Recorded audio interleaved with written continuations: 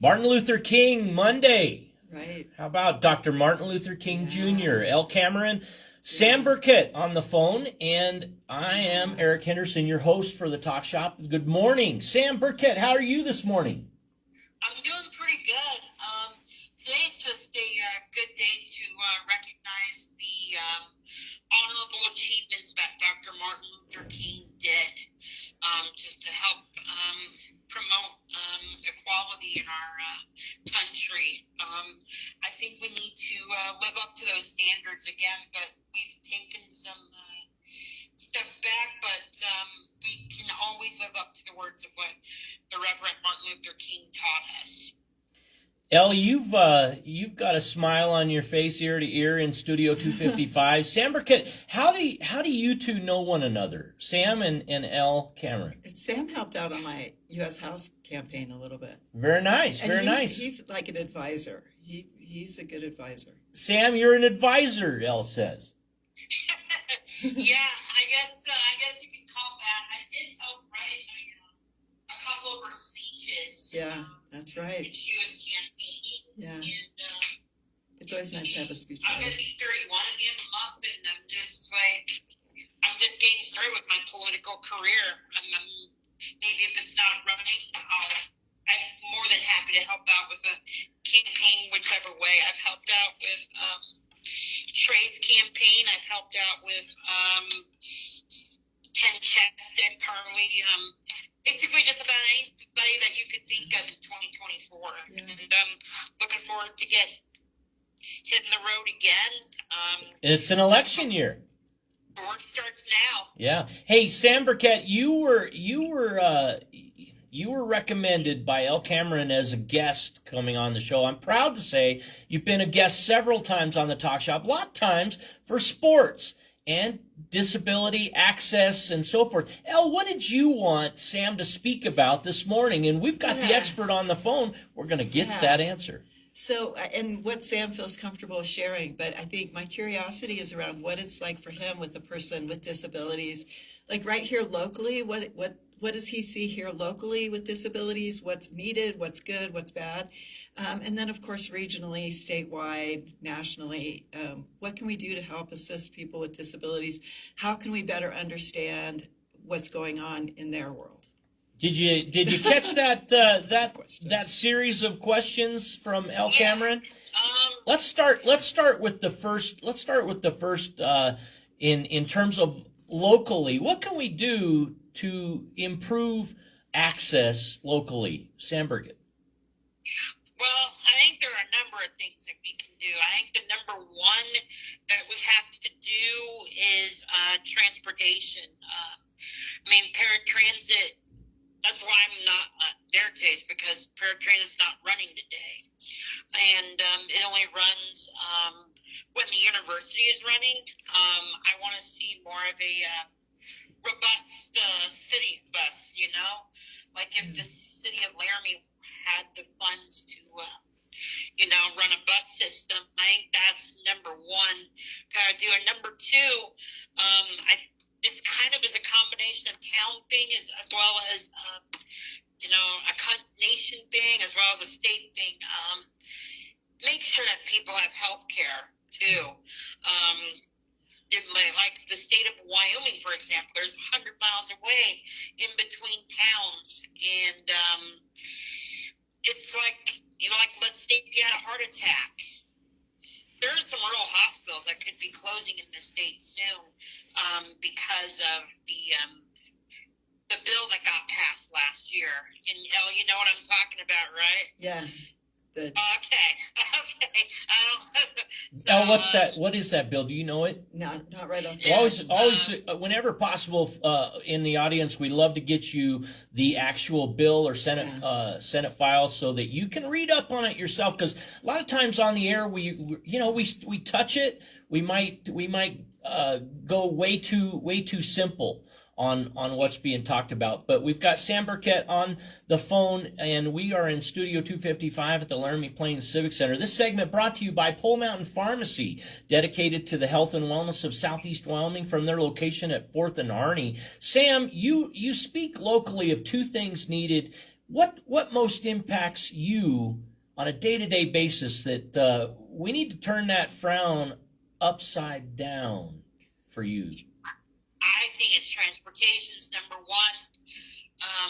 Just a more consistent transportation schedule, like with the city or even if the university is willing to allocate more. Tell us about a day in transport. Any given day, what are you contending with? What do you have to think about in the course of a day? Give us the set the setting, if you would. I have to think about, that's the number one thing I got to think about is how long it'll take me to get there. Like how far in advance I need to schedule things, like for a ride. Like, let's say I have a doctor's appointment at, like 8 o'clock, for example. Okay. I probably need to schedule it around like 7:15 or 7:20. Yeah, so that way, make sure that I'm not late. And that's another thing too, is that they're not always the most consistent, like being on time. But I think just a better communication would help.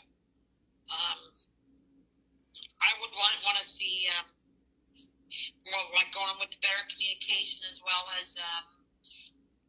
I think more hours would be more good, especially on the weekends. I know a lot of people with disabilities want to go out and go to church on Sundays or like go to a sporting event on a weekday.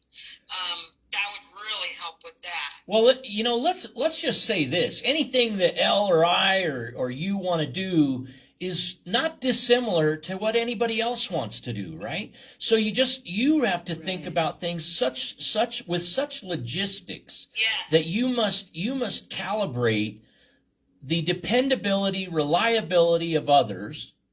And anytime you have to depend on others, that really challenges your independence, doesn't it, Sam? Yes, it does. It absolutely does. I mean, just relying on others to help me get along. And you're an easygoing man. You are easy to deal with. You are absolutely phenomenal and so challenged in Laramie, Wyoming, just to get to a doctor's appointment, the logistics you have to go to. What resources are available to you to make that 8 o'clock time slot with the doctor? I don't have one today, but one is paratransit. That's the one thing that is going for a lot of people with disabilities. And for our seniors, there's the Epson Center, but they only go to, I think, 3 o'clock or something like that. And it's... I've heard it's very similar in terms of not always being consistent on time. And then it stopped running. I think the Laramie Connections, where they could take you out of town appointments to see your doctor. They just couldn't get the grant money for it, And it's just. Sam, if I might, you talk about communication. And if you could improve one aspect, what I heard you say was that better communication, improved communication. Would this help if you go Denver, Las Vegas, wherever you might travel, even in Laramie, there's those commercial services like Uber. And when you book an Uber, you engage in and you can see where that transit is at, proximate to you, how far, what kind of distance from you, what kind of time anticipated for estimated time of arrival. Is that type of system what you're talking about with better communication, or would that help? Good question. I haven't used Uber myself.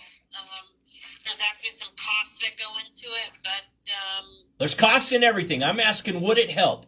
Yes, no, we want to know. I think it would. Yeah, all right. We're getting somewhere now. I'm thinking just locally, there are free services like Live 360 Now imagine if a driver logged into Live 360 and welcomed all others who needed that service. Might that be a Band-Aid? Might that be a patch, a very affordable patch to communicate with you right here, right in Laramie? Let's think differently, Sam. If we want to resolve issues, resolve problems, you just identified by talking, sharing, communicating what you needed, what your pain was, and we're able to maybe come up with an idea that might patch things together a little bit better. Perhaps there's a logistic I'm not thinking of. I'm not saying it's a perfect idea, but what do you think of that? If you could turn on your phone and you could see where that bus was at, just knowing where it's at and knowing what the route was. Yeah. In Laramie, the routes aren't too complicated, Right. right? Right. Yeah, so if you could monitor, even know where that bus is at, that's the real question, right? Where are they? Right. How many times have we asked that? It could be Right. friends, family, Right. or And a you're waiting there. You're paratransit. just standing there at your house at the door, waiting for 25 minutes. We're looking up the street. We're looking down the street. Right. Where are they? Right. Well, Right. Sam Burkett, we that's just one idea, right? That's just one idea. right. Obviously, we don't have it specialized Yeah. like Uber or Lyft or any taxi service per se, DoorDash. but that might be a possibility. Maybe we can make that suggestion. You have a capacity to make a difference as you live this life. Who might we talk to or to make those kind of things happen? Make those things possible, perhaps. Yes, absolutely. I mean, what's so good about Laramie is that we have a caring community in Laramie that provides so much to help others. That's what is so good about being in this city is that there's so many good people that you'll run into, which is good in there. And if you ask somebody, like let's say if you go on to Facebook or Laramie Classifieds or just say if you wanted help with something like that, you'll get like answers like that in no time at all. Minutes, huh? Really, Yeah. really fast. Nice. Wow, that's neat. Ellie, you wanted us to visit with Sam. What question might you have for Sam or something topic you want him to Yeah. cover? I wanted to follow up with the healthcare one. And is it difficult for him to get healthcare? But let's go a little deeper if Sam's okay with it and talk about mental health. Is mental health with someone with disabilities a lot more difficult? How is the mental health care? How is the health care? How is healthcare? Elle wants to know. Well, we had the number 3 suicide rate in the country in the state of Wyoming. And I think part of it is because we are separated in hundreds of miles in between towns. It's so far to get in between places. I too have struggled with mental health in the past. I think a lot of it has to do with, like, I'm not the person I was dreamed to be. I was hoping to have, like, a normal life just like anyone else, but then I also think it's a blessing that I have a disability as well, because I get to experience life from a different perspective from other people, and that's what's so good about it as well. I look at it both ways. What I tell people when they're struggling with mental health is, number one, I think of just tell them, like, what's bothering you and how can I help, and number two is just think of the resources that are available to you, and number three is look at the other side of what's going on. What's the good things that are going on in your life right now? That's what I would tell someone that has that struggles with mental health. 988 too. 988 Elle says is a suicide crisis line, Yes. Yeah. and that's powerfully valuable and immediate, 24/7, 365 days a year. Is the Wyoming legislature got anything around disabilities this session? Did you hear Elle's question? Does the Wyoming legislature have anything upcoming with respect to disability and health care that is most pertinent on your mind and in your eyes? Not much to be specific, other than Keep your hands off. They just want to cut. They just want to cut just about as much as they can just to benefit themselves. When you say they just want to cut, they're not thinking right around their circle of influence, are they? They're not looking at their friends or their family when these cuts come about. Is that right? That's absolutely right. Was Gary Crum, Senator Crum, he is trying to work on stuff relating to rural hospitals to help. And then last year he did help with provision about, I can't remember what it was, about the nursing homes in our state.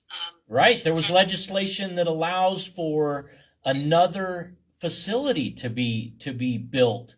And that was something that where competition wasn't allowed in community after community with respect to care centers. So yeah, that's a great mention. Thank you for that, Sam. Any others? What I want to see them get done with the budget session, what I hope to see get done is how to help with. I want to see them addressing mental health in our state, because I really need to see them address that because we struggle as a state so much in terms of mental health. I mean, like I mentioned earlier, we're in the top 3 in the country in terms of suicide rates. Just how I do with that is help with more resources in our state to try to. I mean, it would be perfect, but it would be what I would want them to see is just a good start in the right direction. That's what essential service would be the first step in the right direction? Sam, you've got the ear of an audience. If you speak here on the Talk Shop and you were heard in the legislature, what's the first step that you would recommend? What's the first one that Sam Burkett would recommend for improvement of mental health essentially in Wyoming? Well, for one, I think more psychology services. I think if we more or access? Is it more? access, Is it affordability? What's the prohibitive piece? It keeps you from a lot. There's a lot of psychologists, a lot of counselors that graduate every year. So what do we got to do to get access to that? That'd be the real point, right? I think number one is I think you hit it in the head. I think affordability is the big issue. I think a lot of people are very concerned about how much they can afford in terms of mental health. So we give tax credits. We give tax credits to businesses coming in wanting to start, and those may compete against existing businesses. What about healthcare, man? You can't make it more personal than helping an individual kindly, right? So if you have that type of, would a tax credit be enough, or do you need money on the front end? Do you need a waiver? Do you need a waiver system that could be introduced where the provider might seek reimbursement for their services in that way? I mean, I know that there are services that are being discounted already around the community, but it's not enough, is it, Sam? No, I mean, I do need to see an improvement in the reimbursement rates, in particular with the community choices waiver, as well as the developmental disability waivers. That would be a good start anyway. I mean, I'm on the CCW waiver system myself. I wish that more people took advantage of these sources to help live independently in the community. How do you find out about such services? You know, Elle and I are sitting here in Studio 255, and we're nodding to each other. We got to get this out. Let's talk more about how do people become aware of these things? Elle, any other aspect to that question for Sam? No, but that's a great question. How do we become more aware? Sam, how do we become more aware and get awareness, build awareness, increase that awareness? I think you just need to talk to people. Just trying to get them to learn more information about these waiver systems. If they know of someone or that is struggling with trying to live independently or like their end of life care, you know. I know my grandmother, we had to pay like out of pocket services for the last couple months of her life. She had to have a live in aid service, and she was in her late 80s when she passed away. Luckily, we were fortunate that my mom was working at the Forest Service, when she was getting paid not great, but enough for her to barely get by. But then the cost for we were struggling too. But I just wish that there were more people that took advantage of these services, or something like that would have saved us a ton of money. And during my grandmother's end of life treatments. Elle, you have a follow-up? Yeah, that's an interesting thought. That end of life treatments, that can be very expensive for everyone. And again, a waiver system or some sort of system that helps families navigate that so that their loved one can get the kind of care that they need. Sam, one of the obvious points in rural Wyoming, most of the state of Wyoming is rural. So that automatically puts Senator Gary Crumb's initiatives and conversations on rural health care. I would say that's a pretty strong advocacy for the direction that we're talking about today needing to go is what Senator Crumb's working on. And as an individual that I know is involved with or has been with the Ivinson Memorial Hospital and the foundation and as he's in Cheyenne representing Albany County in the Senate, we need to support those that are having those conversations. What can the general public do to support those initiatives that are being championed by those like Gary Crumb? What can we do to support their work? I think you need to write to your legislators. That's the number one important thing. Just tell them that rural health care is important to you and why it's important. I think that's the most important thing that you can do, and just kind of talk to other community members and telling them why these resources are important. Take every opportunity possible to make a difference. Absolutely. Elle, you have another question. I think it goes back to access when we're talking about rural health care as well. And then when we talk about access, we're going back to transportation. So I think Sam is right on, right? Transportation and healthcare. So in rural communities, it's very difficult to get to healthcare unless you have the transportation and the same roadblocks that Sam experiences, they experience in rural communities as well, right? So it's hard to get to the doctor's appointment if you don't have a working vehicle. Elle, you campaigned for Congress in 2024. What would you say as you traveled the state of Wyoming, as you had conversations in 23 counties of our great state?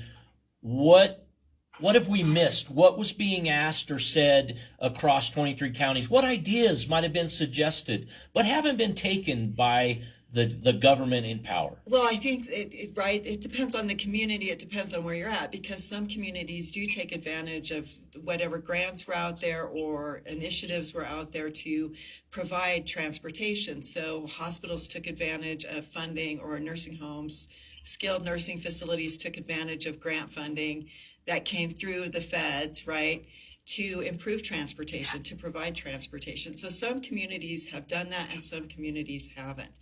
So really what we need to do is just increase the awareness and then increase the access to the funding so that we can provide the kind of transportation that you're talking about and provide those kind of, 20th century technologies that are available as well, as far as like tracking where that bus is. That funding's got to come from somewhere. And we talk about this, then it goes back to the taxpayers. Are we going to sell 210,000 acres of public land so that we have the tax dollars to provide the kind of transportation people need? Elle Cameron, has the time come for consideration of liquidating state properties, perhaps? No, I don't think so. No. Hold We on to have- public lands. We have the funding. We just have a legislature right now that's like wackadoodle. Sam, you can't see this. It was a site. It was a site type of deal where L points to her head and kind of waves it away like it's not happening. It's not happening. It What's is your happening. observation, Sam, It from is happening. your perspective on what L Cameron just said? I think she's right. I think the state has more than the funding. It's just whether or not the legislature wants to use that funding to help the state is what is the concern. I think she's absolutely right with that. I think about it this way. A conversation in the last week since our last show, L, together.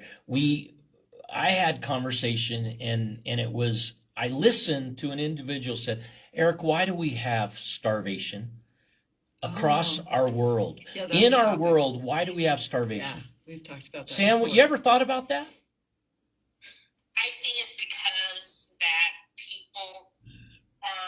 there's a lot of people that are middle class or low class that cannot afford the amount of food that a lot of kids need, or that they can't, let me reword this, they can't afford to have a lot of the food that their kids have to eat because they're so poor that they can't, wages are not keeping up with demand. Well, economics, no question. You're absolutely, I see you are absolutely right from my perspective, Sam. Affordability is a deal. But I think the greater question is, if we in the world have the ability and the resource, then we only need leadership Yeah, to make it Yes. happen. right. And that is the absent piece. We have the resource, we have the land, we have the possibility, we know the technology to provide the quantity of food necessary. So then it comes down to administration making it happen and getting delivery so that it's in the hands, in the mouths of those across the country and around the world entirely. Didn't There's we no have reason. that? You watch somebody starve, and you see documentaries of starvation, and it's personified. It's absolutely disgraceful that we even have to contend with this. That should be a unifier worldwide, shouldn't it? Yes, the President of the United States, he campaigned on affordability, and he broke that promise within the first few months because he, Have we seen milk prices come down? Right. Egg prices, they dropped a little bit, but they're back up. And school lunches are gone. and a lot of it is because of tariffs. And school lunches, El said in studio, Yeah. school lunches are gone in terms of how are they gone? Are they no longer serving in cafeterias, I El? believe. Well, let's see. I should know more about this before I bring it up, but my understanding is like low income families no longer have access to school lunches. So let's say free lunches are probably gone. There we go. There Thank we you. go. That's Sam, more accurate. Sam, free I appreciate lunches that. and that type of thing. What kind of access to food and putting aside food insecurity in Laramie, Wyoming have you witnessed? Maybe not personally, but you're aware of it. You're aware of it as a asset and an available service in Laramie, Wyoming. Well, we got a couple of resources in town that have been really good in terms of trying to, the families that are struggling with their SNAP benefits or Laramie Interfaith has been really good, and the Soup Kitchen has as well as the Jenny Gordon's Wyoming Food Bank initiative has been really good in terms of that as well. Just trying to get people to, try to eat some affordability of food, but it just goes back to are people willing to go to these resources? Yeah. Or do they know about them, right? Or are they even aware? Or can they get to them? And you talk about Lady Gordon's program, the food bank program for Wyoming. Yes. Yeah. Is Interfaith a facilitator of that program locally, or is there another outlet that someone would need to investigate to find out that program in Laramie, Wyoming, Albany County? I cannot tell you that answer because I'm not really sure. But I know that Laramie Interfaith is a nonprofit that.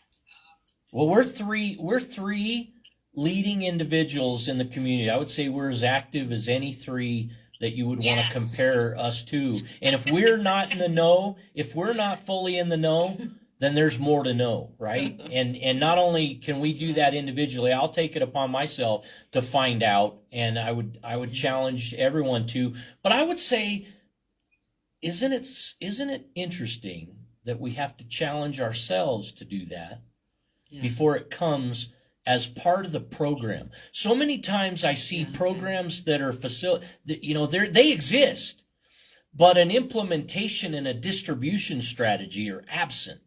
They Right. seem to be a big void, too big of a gap, too large of a gap between the program and the recipient. What about 211? Isn't 211 the number we're supposed to call for resources? Elle asks about 211 for these resources. Sam, do you know that answer? I think that's right. That Yeah. does sound right. Yeah, Okay. I think it's 211. Good save, Elle. You covered us. Which is hard. It's easy to get confused Good between. job, Hell. All right, I got one. 211 and 988, right? So Right. 988 is if you're having suicidal thoughts, Suicide. and 211 is for resources. And Sam, what question do you have for Elle? Maybe for me. What do you have? We As already talked here's about here's it. the one Sam? things. Here's one of the things that I always see. I see a lot of questions go, well, what do we need? What do we do? And then we don't do it, right? I Right, mean, too right. often, able-bodied Americans don't do what disabled Americans ask them to do. Right. Okay. Do you see that? Do you witness that on a day-to-day basis? Yes. Yeah. So, what question do you have? If Elle and I could do anything, what could we do with respect to healthcare? What could we do with respect to transportation? Do you know of anybody? If I know you know someone that's struggling with transportation, healthcare, but what are some important resources that you have heard from speaking to members of the Laramie community that they are taking advantage of, like that you're learning? Elle, what have you learned? If I hear your question, Sam, it's what resources have you heard about, perhaps that we could share with people today? Is that right, Sam? Yeah, that's basically it. So I don't know who's doing this. I don't know which food group it is, and UW has it as well. But there are food pantries around the community. There are definitely food pantries around the University of Wyoming, but there's a food pantry right here at the Civic Center that just has food on it.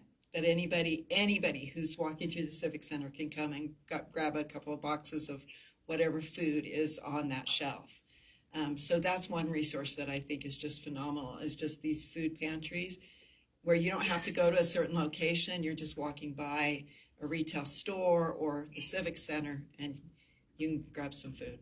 In the late 1980s, Mother Hubbard's Cupboard was started in the university apartments area at the Yeah. University of Wyoming. Mother Hubbard's Cupboard. And it used to be this is back to when Summit View apartments were one-story cinder block housing built in the 1940s, I believe, Right. at the Yeah. University of Wyoming. Former Vice President Cheney, a resident of land and the Summit View complex. Yeah. I was. Elle, you might know others that Yeah. were. It was around for so long. Right. There was a decent chance, if you were a family or a non-traditional Yeah. student group, that you were Right. finding University of Wyoming apartment living. your home. And as a matter of one possibility, Mother Hubbard's cupboard.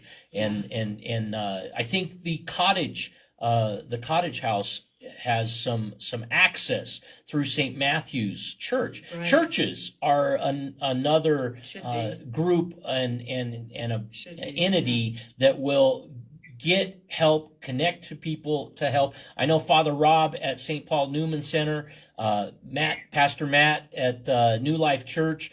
Those are two leaders of congregations that if you go to them, they will help you. Sure. They will connect you, and they will not abandon you, and they will make sure that the handoff is complete. And I don't know if that makes sense to everyone in the audience, but a lot of times it is who has the follow through, Right, absolutely. Who has the who follow-through? completes the circle, right? Sam, any other questions for us as we move forward, or Elle, perhaps more you want Sam to talk about and discuss for us today? Was there football yesterday? Football. Elle's going sports on us. Elle, open the door. She opened the door for us. Yay, go team. The Broncos got a win, but I just really hate to see Josh Allen be in this possession.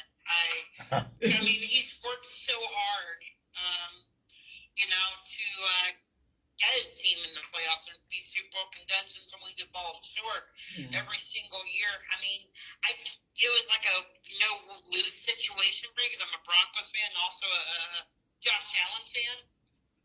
Yep. But it was good to see the Broncos win, but heartbreaking to see, Josh Allen go out this year the way he did. There's in any occasion there were on Sunday Saturday rather there were absolute tears of joy and tears of pain. And Josh Allen crying in the post game interviews, that wrenched on my heart. Number 17, jersey retirement in November of 2025. Lots of recognition after 8 years in the NFL. Number 7 drafted overall pick in the NFL in 2018 draft, making Wyoming proud. But there was one local, Frank Crum, Laramie High School graduate, Wyoming Cowboy, making all of Wyoming smile ear to ear with a touchdown in the first quarter from Bo Nix, a pass across the side right and into the end zone. Frank Crum, number 73, crosses the goal line. You're a Bronco fan, Sam. What came to mind? It just feels so good to see Frank Crum score a touchdown, and it just made me smile to see that our Wyoming and Cowboys in the past just do so many incredible things, and I want Wyoming to be that way, not just for our football players, but for our graduates to have more opportunities. We were proud when, for years, decades, most of my life, if a Wyoming Cowboy made the pros, Pokes in the pros brought my loyalty to that team in major ways. Ken Fantetti, Aaron Kyle. If you were a tight end for the Dallas Cowboys or the St. Louis Cardinals, you had my loyalty, you had my allegiance, or at least that player did. And Josh Allen, Frank Crum, they're no different. We've had Logan Wilson in the league for a long time. He started out famously with the Cincinnati Bengals. Now he's with the Dallas Cowboys, and it doesn't matter where he travels, I cheer for Wyoming Cowboys. How about you, Sam? Me too, basically. College athletics has changed so much. With I don't know how many more players we're going to get. With the name, image, and likeness and transfer portal.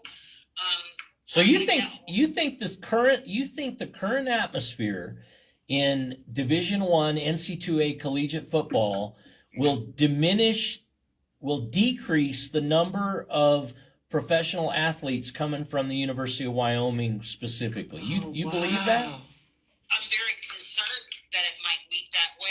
I'm hoping that it doesn't, but Now I'm gonna give you the counterpoint, okay? Yeah.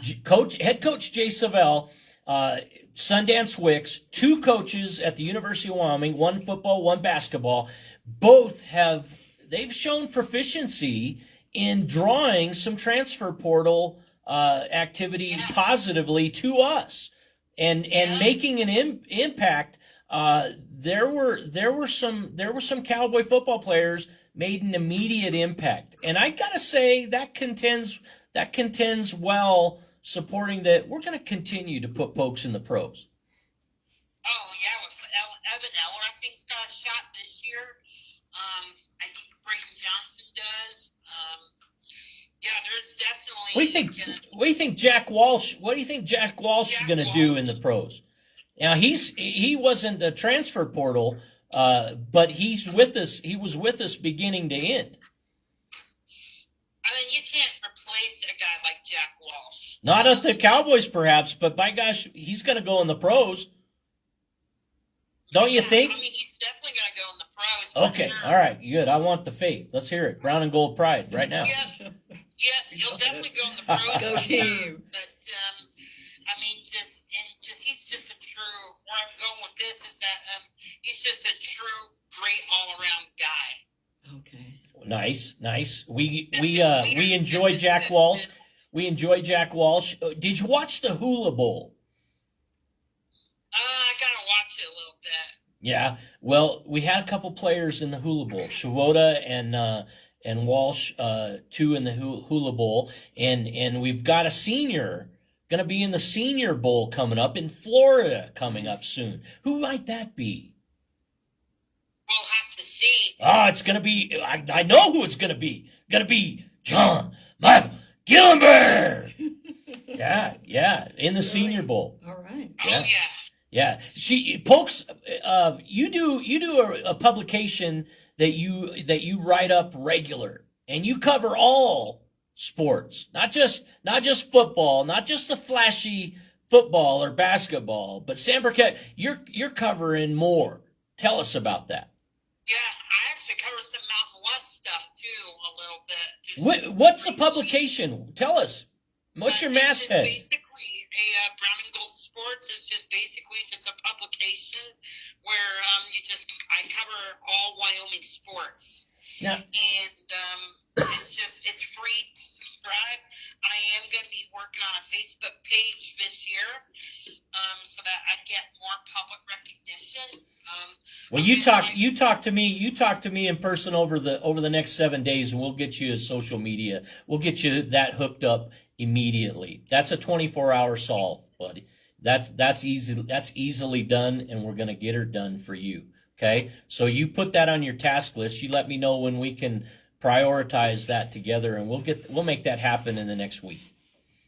That sounds good. Yeah. I will get that done. Pokes, how does somebody access your publication? Yeah, so that you can just go on and just type in your email, and then boom, you're subscribed. It's free of charge.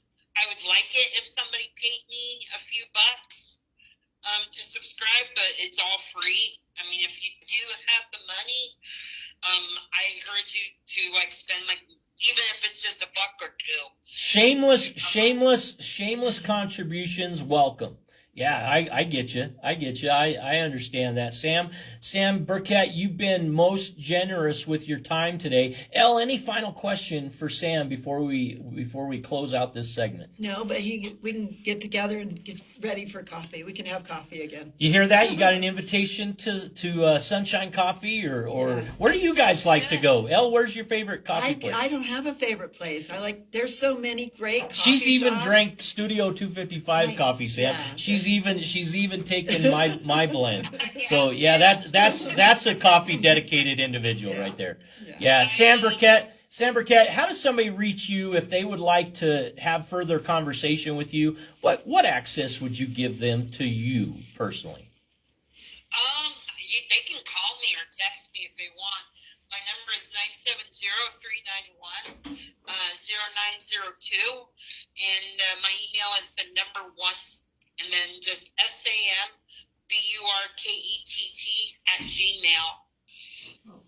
Sam Burkett, you've been most excellent to have as a guest on the program. Thank you for joining the Talk Shops, feller. It's my pleasure. Thank you, Sam.